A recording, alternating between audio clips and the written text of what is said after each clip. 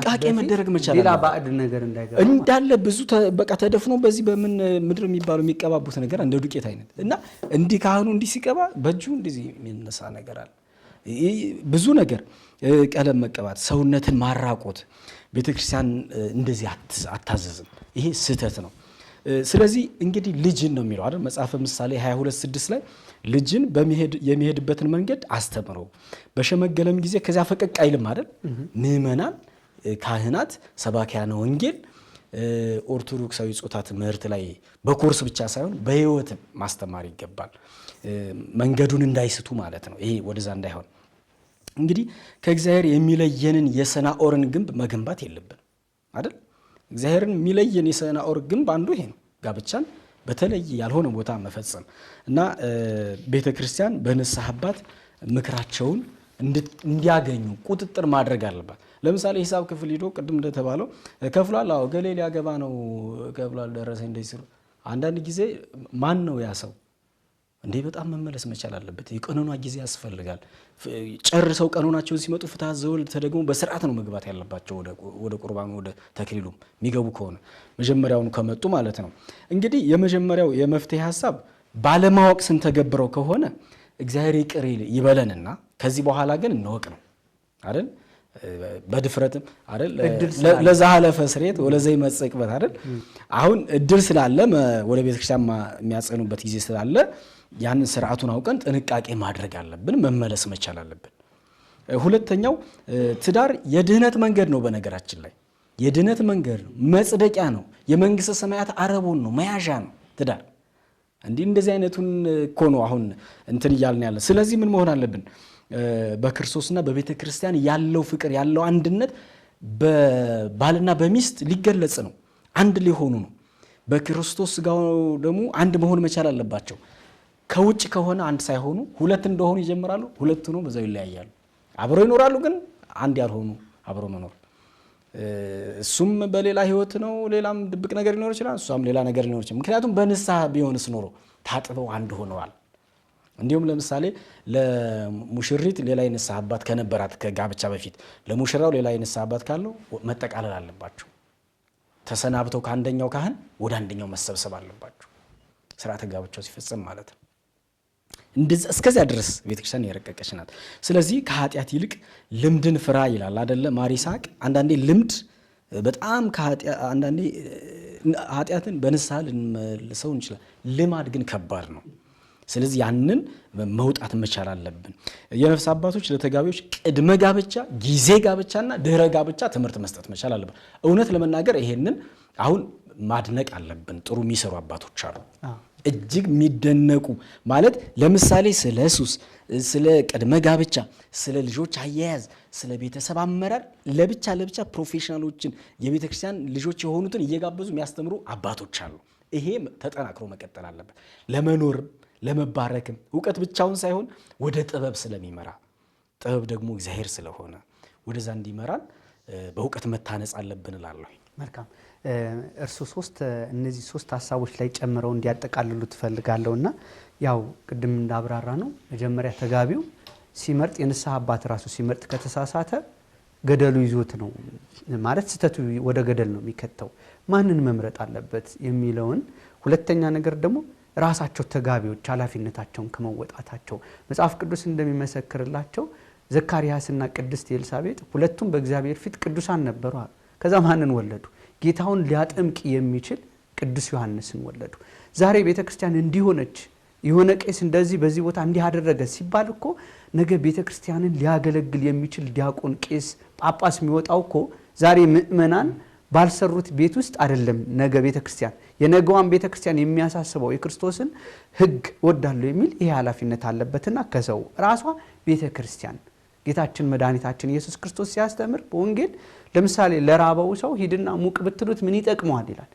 ሰው እየፈረሰበት ያለው ጉዳይ ላይ ትኩረት ተደርጎ ትምህርት የማይሰጥ ከሆነ ታሪክ ብቻ ተነግሮ እኛ እንደነሱ አይደለንም ተብሎ ያሉት ስርዓቶች፣ የሰርክ ጉባኤዎች፣ የሚዘጋጁ ልዩ ጉባኤዎች እነዚህን ትኩረት የማያደርጉ ከሆነ ምንድነው ለውጡ የሚለው ላይ በእነዚህ በሶስቱ ሐሳብ ላይ ጠቅልል አድርገው የመፍትሄ ሐሳብ ቢያስቀምጡ ብዬ ነው። መልካም። እንግዲህ ያው ጋብቻ የሚያወሩት ወሬ ሳይሆን የሚኖሩት ህይወት ነው በነገራችን ላይና ትክክል ነው።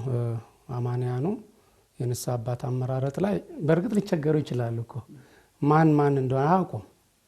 የትኛው የተማረ የትኛው ጥሩ ካህን ሲባል ነው እንግዲህ ተረከበ በሂደት እሱ ጊዜ እሱ የማማከ ፍርሃትም ይኖርባቸዋል እኮ አሁን ማናቸው ጥሩ እንደዚህ ማለቱን ምናልባትም ሰው በሰው ሊያገኙ ይችላሉ። ዘመድ ጓደኛ ምናምን ማን ነው ጥሩ የንስሐ በዛ መንገድ ሊያገኙ ይችላሉና የንስሐ አባቶች ባይዞይ ቅድም እንደተናገርኩት ወንጌል አዋቂ መሆን ወደ ስርዓት የሚመሩ አይከን ምሳሌ የሚሆኑ ነው መሆን ያለባቸውና ከቅዱሳን ቤተሰቦች የሚገኙ ያው ልጆች ይታወቃል እንደነ ቅዱስ ሌሎችም ቅዱሳን አባቶቻችንም እኮ እስከ ዛሬም ጳጳሳት የተገኙት እኮ ከተቀደሰው ጋብቻ ነው እና ነገሩ ቀላል አይደለምና እሱ ላይ እንትን ሰፋ አድርገን ነገሮችን ብናይ ደስ ይለኛል። ግን ይሄ መፍትሄ ሐሳቦች ላይ እኔ በእውነት አንድ መቋጠር ያለብን ሐሳብ እንዳለ ይሰማኛልና እሱን ሳልናገር ቤት ስለሚቆጨኝ ነው።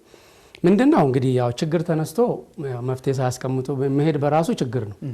ስለዚህ ምንድነው የችግሮቹ መሰረቶች እነማን ናቸው የሚለውን እንወቅ መጀመሪያ። ምክንያቱም 50% ችግር ማወቅ አይደለም ችግርን ማወቅ እኮ ለችግር መፍትሄ ማምጣት ነው። የችግር ችግሮቹ ያሉት እንደው በቅደም ተከተል ሳስቀምጣቸው ከቤተ ክርስቲያን መሪዎች ይጀምራል። ማለት ከበላይ ጠባቂዎች ከአባቶቻችን ማለት ከላይ ካሉት፣ ቀጥሎስ ካህናት አባቶች ናቸው። ቀጥሎስ መምህራነ ወንጌል እኛ ራሳችን ወንጌሉን በአግባቡ እንሰብካለን።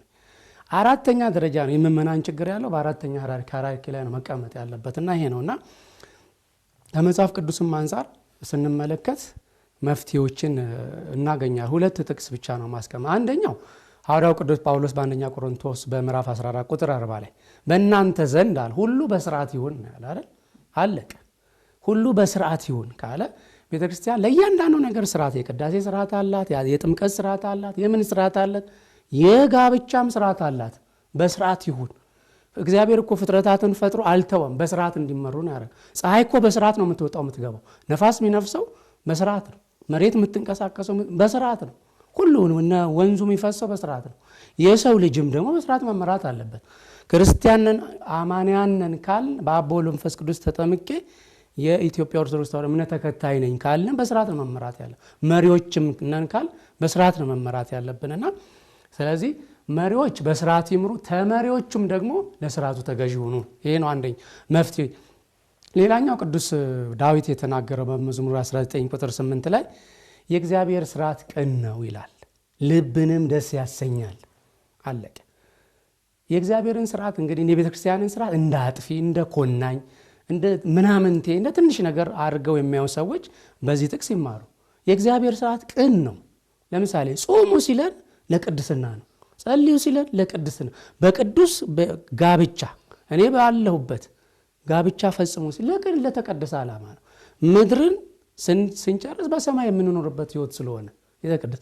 ስለዚህ በተቀደሰ ዓላማ ወይም ስርዓት የሚሄድ ሰው ደስታ አለው። ለምሳሌ በቅዱስ ቁርባን በስርዓተ ተክሊል የተፈጸመ ጋብቻ የደስታ ህይወት ለመምራት ቅዱስ ዳዊት እንደነገረን ልቡ ደስ ይለዋል፣ ኑሮ ደስተኛ፣ ልጆቹ በደስታ ያድጋሉ፣ ጎረቤቶቹ አንድ ምሳሌ ያያዋቸዋል። ይሄ ትዳር እንዴት ደስ ይላል! በእነዚህ ተጋቢዎች ልጆቻቸው ደስ ሲሉ ወደዛ እንዲመጡ ያደርጋቸዋልና ምንድነው ታዲያ መሆን ያለበት? በመጀመሪያ ቅዱስ ሲኖዶሱ ለጉዳዩ ትኩረት ከመጀመሪያ ላይ አንስቸዋል። ትኩረት ተነፍጎታል ምለው ከዚህ አንፃር ቅዱስ ሲኖዶስ ቅዱሳን አባቶቻችን የቤተክርስቲያኑ መሪዎች ለጋብቻ እኔ ነኝ በጣም በጣም በጣም ትኩረት ሊሰጡት ይገባል። እግዚአብሔር ምስክር፣ በእውነት ነው የምነግራችሁ። ትኩረት ተነፍጎታል ስል ቤተክርስቲያን እኮ የሚገርማችሁ እግዚአብሔርና ቤተክርስቲያን ተጋብተው ልጆች የሚያፈሩበት ነው ካልኩ ቤተክርስቲያን ልጅ እያጣች ነው፣ እግዚአብሔርም ልጅ እያጣ ነው። እግዚአብሔርን ልጅ እያሳጣን መንግስተ ሰማያትን ባዶ እያደረግን ነው። ስለዚህ ቅዱስ ሲኖዶስ ለጉዳዩ ትኩረት መስጠት አለበት። ይሄ ነው አንደኛው ነገር። ምንድነው ትኩረት መስጠት ያለበት ከተባለ መጀመሪያ ተሰብስቦ መመካከር። ከዚያስ ኮሌጆች እኮ አሉን። እኔ አሁን የቅድስት ሥላሴ መንፈሳዊ ኮሌጅ ምሩቅ ነኝ። ስማር ካሪኩለም ተቀርጾለት ስለ ስርዓተ ጋብቻ አልተማርኩ። በተለያየ መንገድ ነው አሁን ቅድም እንደተናገሩት ካሪኩለም ተቀርጾለት በተደራጀ መንገድ አይደለም ትምህርት ይሰጥ ያለው። አሁን 4 ዓመት 5 ዓመት ዩኒቨርሲቲ ሲማሩ የለም። አሁን ግሪክኛ ስንማር፣ አረብኛ ስንማር፣ ብሉይ ኪዳን ስንማር፣ አዲስ ኪዳን የለም። ስለዚህ የስርዓተ ተክሊል የቤተ ክርስቲያን ስርዓተ ተክሊል ተብሎ አንድ እንደው 4ቱንም ዓመት ቮሊዩም ያለው መጽሐፍ ተዘጋጅቶለት ሞጁል ቮሊዩም 1 እየተባለ በደንብ መማር እሱ ከኮሌጅ ጀምሮ እስከ አጥቢያው ድረስ መውረድ አለበት። ካህናት የንስሐ አባቶች ምን ማድረግ ይሄ ትሬኒንጉን መውሰድ አለባቸው። ብዙዎቹ እኮ ትራዲሽን ዝም ብለው ከመሬት ተነስተው ነው እንትን የሚሉት ኮርሱን ማግኘት አለባቸው አሉ። በጣም የተማሩ በጣም ማቹርድ የሆኑ በጣም ልጆቻቸውን የሚያስተምሩ እንዳሉ ሁሉ ለቤተ ክርስቲያን ተቆርቋሪ የሆኑ ስርዓትን የሚያስጠብቁ እንዳሉ ሁሉ ያልተማሩም አሉና ለነሱ ትምህርት መሰጠት አለበት። ሌላኛው ሶሉሽን ምንድን ነው? የአባቶችን የካህናት የንስሐ አባቶች ላይፍ መቀየር ላይ ቤተክርስቲያን መስራት አለባት። ቅድም ዶክተር ቀሲስ አምሳሉ ብዙ ሲያነሱት ነበር። በምን ልጆቻቸውን ያስተዳድሩ? በፈረሰ ቤት በተቀደደ ልብስ እንዴት እንትን ይሳባል? ሰው አይደሉም እንዴ? እንደ ሰው እንቁጠራቸው፣ ላይፋቸው ይቀየር እና እዛ ላይ መሰራት ከተቻለ ከዛ በኋላ በእነሱ ላይ ምን ይመጣል? የተጠያቂነት ስርዓት ማስፈን። አስተምራለች፣ ኑሮ አስተካክለ ከዛስ ይህን ስርዓት በማይፈጽሙ አሁን እንደተባለው ውጭ ወጥተው በአዳራሹ በምናምን ቀለ ለምን ተብሎ ጥያቄ መቀጣትም ግልጽ ነው። ክህነት እስከ መያዝ ድረስ ወደዛ ለማውረድ ግን መጀመሪያ መሆን አለበት። ይሄ ነገር መምጣት አለበት። ሌላው ጥናታዊ ጽሁፎች በጋብቻ ላይ በደንብ መሰራት አለባቸው።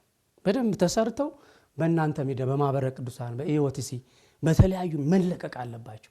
ህዝቡን በደንብ አንድል ማድረግ አለብን። ማሸነፍ መቻል አለብን። ዓለም በእውነት ተሸንፈናል እኮ እኛ ሰባኪያኑን ተሸንፈናል። አባቶችም ተሸንፈዋል። ካህናቶቻችንም ተሸንፈዋል። ዓለም አሸንፋ ህዝቡን ተሸንፎ ሄደዋል። ስለዚህ እዛ ላይ በጣም መሰራት አለበት በሐሳብ ልዕልና። እንግዲህ ከዚህ አንጻር ነው ቅድም አንተ ያልከውም እነ ኤልሳቤጥም ሌሎችም ቅዱሳን አባቶቻችን ግኝታቸው ከዛ ነው አይደል? ዘካርያስ ቤተ መቅደስን ሲያጠና አይደል እንዴ ልጅ ትወልዳለህ ከቤተ መቅደስ የተገኘ። ኤልሳቤጥ ባሏን አክብራ አልወለድኩም ብላ ሳትፈታ ዲቮርስ ሳታረግ በቃ ጸንታ እግዚአብሔርን የተማጸነች አይደል እንዴ እመቤታችን የመጣችላት ጽንሱ በማይጸኑ የተቀደሰ ጋብቻ እኮ እና እጅግ በጣም በረከት ያለው በእውነት ይህንን ለምትከታተሉ ሁላችሁም ማሳስበው ነገር የቤተ ክርስቲያን የሥርዓተ ተክሊል የቅዱስ ቁርባን አባቶች ያሉበት ቁርባን ዝማሬ ያለበት ቁርባን እግዚአብሔር ያለበት እጅግ የተባረከ እጅግ የተቀደሰ እንደው የሚመረጥ ምርጫም እኮ አያስፈልገውም። ያኛው ይሻላል ምርጫስ የለም። በቃ ጋብቻ በቤተ ክርስቲያን ነው፣ ቤተ ክርስቲያን ነው፣ በአባቶች ነው፣ በአባቶች ነው፣ በስጋው ደግሞ ነው፣ በስጋው አለቀ። እዛ ላይ ትኩረት ሰጥተን እኛም እንሸነፍ። ለዚህ ለሰማያዊው ስርዓትና ይህንን ይመስላል። እጅግ በጣም አመሰግናለሁ።